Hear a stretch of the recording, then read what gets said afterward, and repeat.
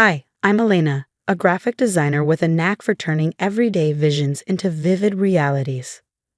The sun was setting behind us, casting golden hues over the beach as Michael and I stood hand in hand, surrounded by the people we loved most. The day had been nothing short of magical, with the air filled with laughter and the gentle hum of the ocean. "You look absolutely stunning, Elena," Michael whispered, kissing my hand as we turned to face our family and friends. The applause erupted around us, and I couldn't help but feel like the luckiest woman alive. As the evening progressed, the reception was in full swing, with guests dancing and the clink of glasses punctuating the lively music. Michael tugged at my hand, pulling me slightly away from the festivities. His expression was serious, a stark contrast to the joyous smile he had worn all day. "Elena, there's something important. Sarah's here tonight. I think it would be best if you apologize to her." "Apologize? Michael, why would I apologize to your ex on our wedding day?" I could feel my heart pounding, confusion quickly morphing into frustration. "It's just, there were things left unsaid, and it could give us all some closure." "Michael, this is our day. Why are we even discussing this now? Why is she here?" He looked away, the tension between us thickening. "She's a friend of the family, and it didn't seem right not to invite her. Just a few words, Elena, for my peace of mind." "Fine, if it means so much to you," I conceded, though resentment simmered beneath my calm facade. We approached Sarah, who stood awkwardly by the edge of the dance floor. "Sarah, Michael thinks it would be good if I said I'm sorry if there were any hard feelings from before," I said, each word heavier than the last. "Thank you, Elena. I wish you both the best," Sarah replied, her voice steady, though she avoided meeting my eyes. As we walked away, Michael squeezed my hand, thanking me, but the seed of doubt had already been planted. The rest of the evening, I found myself watching him, noticing how his eyes followed Sarah through the crowd. Later, when the music had slowed and the night was drawing to a close, I pulled Michael aside. "We need to talk about what happened earlier. Why did it matter so much for you to have me apologize to her today?" "Elena, it was just about making peace. Let's not ruin our night over this." "Making peace? On our wedding day? It felt more like you were still holding on to something from the past." "Elena, you're reading too much into this. Let's just enjoy our night, okay?" His dismissal stung, and as I watched him walk away to mingle with guests, a chilling realization dawned on me. This was not just about making peace, it was a sign of unresolved issues that Michael hadn't been honest about. As the final guests said their goodbyes and the night air cooled, my mind raced with doubts about the man I had just married. What was supposed to be the beginning of our happily ever after felt more like stepping into a carefully masked trap.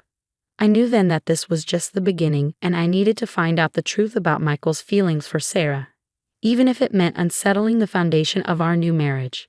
The following day, still grappling with the confusion of last night's events, I met up with a few friends over coffee, hoping they could shed some light on Michael's strange behavior. Why would Michael want me to apologize to Sarah, of all people, on our wedding day?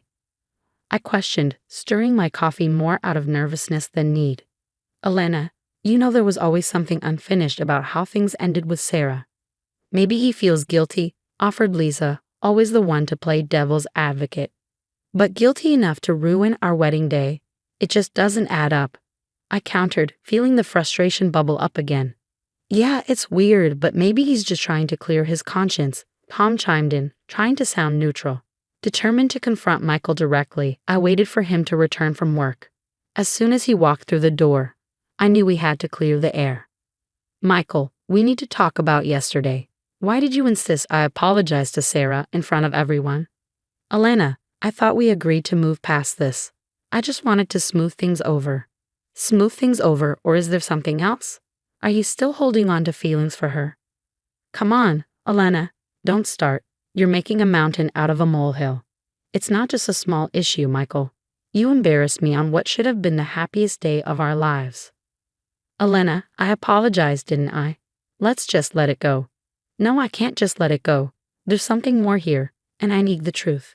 Our conversation was cut short when the phone rang. Michael answered, his face tensing as he listened. Watching him, I could tell it was Sarah on the line. He was careful with his words, casting quick glances my way. "Elena, that was Sarah. She's going through a tough time and reached out for some advice.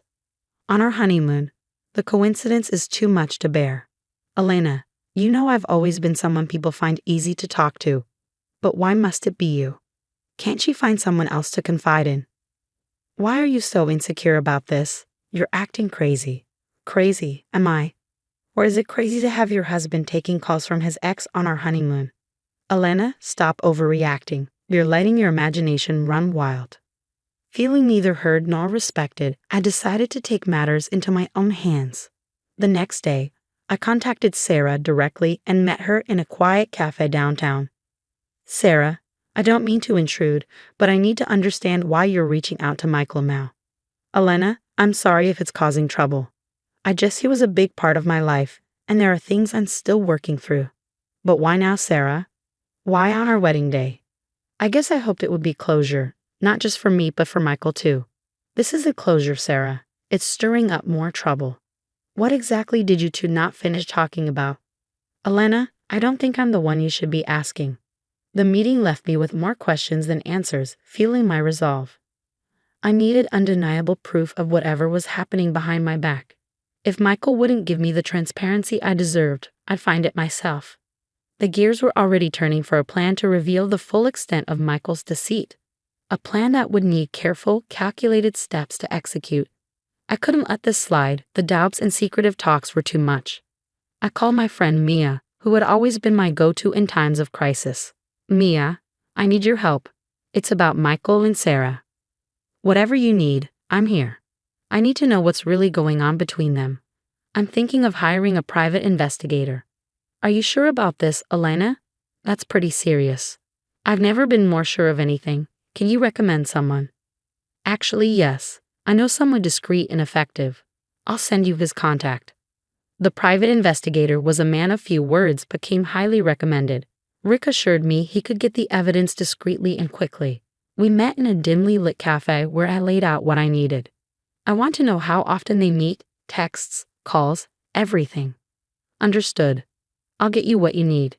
The days that followed were a mix of anxious waiting and acting normal around Michael. Finally, Rick called. I have something for you. We met again, and he handed over a folder filled with photos, text message logs, and call records. The evidence was damning: secret meetings, daily texts, and more. It's as you suspected, they've been in frequent contact. Armed with the truth, I decided it was time for everyone else to know. I planned to expose Michael at our upcoming anniversary party. Mia was pivotal in orchestrating the event so that all our close friends, including some of Sarah's, would be there. The night of the party, the air was charged with tension, at least for me. Michael was his usual charming self, unaware of the storm about to break. As we gathered everyone for a toast, I took a deep breath. This was it. Thank you everyone for being here today. There's something important I need to share. I turned to Michael, holding up the photos. Can you explain these, Michael? Why have you been meeting Sarah secretly? The room fell silent. Michael's face went pale. Elena, what are you doing? This isn't the place. No, Michael, this is exactly the place. Everyone should know the kind of man you are. Elena, please. Let's talk about this privately. There's nothing left to discuss behind closed doors. You betrayed our marriage. The crowd murmured, the shock evident on their faces. Michael tried to grab the photos, but I pulled the photos back. Everyone, I said, my voice steady despite the tremor of emotion. I found out Michael has been lying to us all for months. He's been seeing Sarah all while being married to me. Elena, stop this now. It's not like that, Michael pleaded. Then what is it like, Michael? Tell us all, since there's so much to say. The room was thick with tension. Friends exchanged uneasy glances, unsure of whom to support. Elena, this isn't you.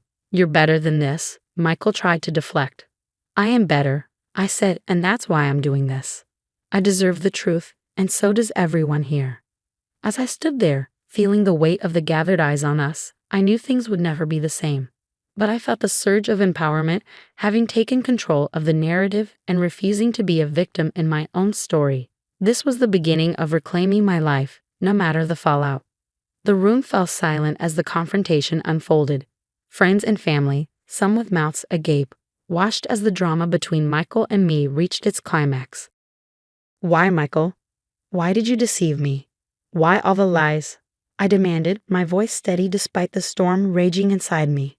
Elena, I didn't want to hurt you. It wasn't anything serious with Sarah. I was confused and I made a mistake, Michael stammered, his voice a mix of desperation and regret. A mistake? Secret meetings, countless texts and calls are a mistake. You humiliated me on our wedding day, Michael. This wasn't just a lapse in judgment. Please, Elena, I love you. I never wanted to lose you, but you chose to betray me. How can there be love where there is no trust?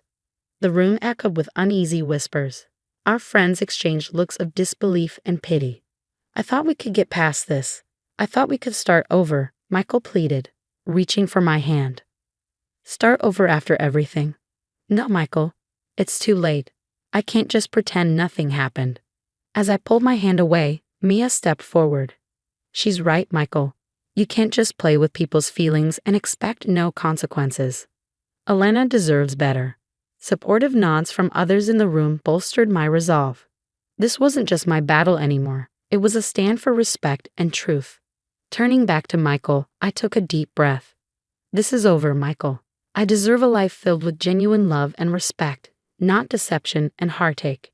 With that, I walked away, the murmurs of support following me as Michael stood there, a figure of solitude and regret. In the days that followed, the reality of my decisions sank in. It was daunting yet liberating. The path ahead was unclear, but it was mine to shape.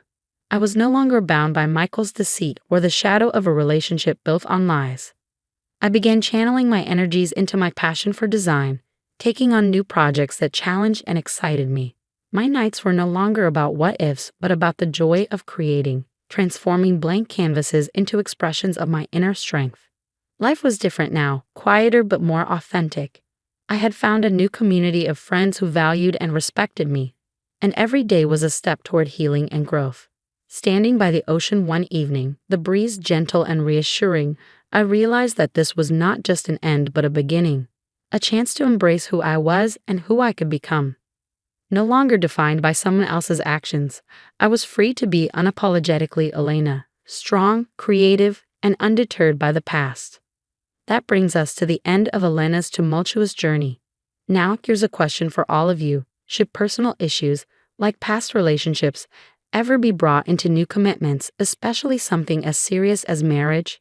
Where should one draw the line between past loyalties and present commitments? This story unfolded with every secret revealed, leading to drastic decisions. What's your take on balancing personal history with current relationships? I'd love to hear your thoughts and stories in the comments below. Your insights not only enrich our community, but also help others who might be facing similar situations. Don't forget to like this video if you found Elena's story compelling, and subscribe to stay updated with more narratives that stir the mind and challenge our hearts. Your interaction means the world to us, and we're eager to see how you feel about this complex intersection of love, trust, and past connections.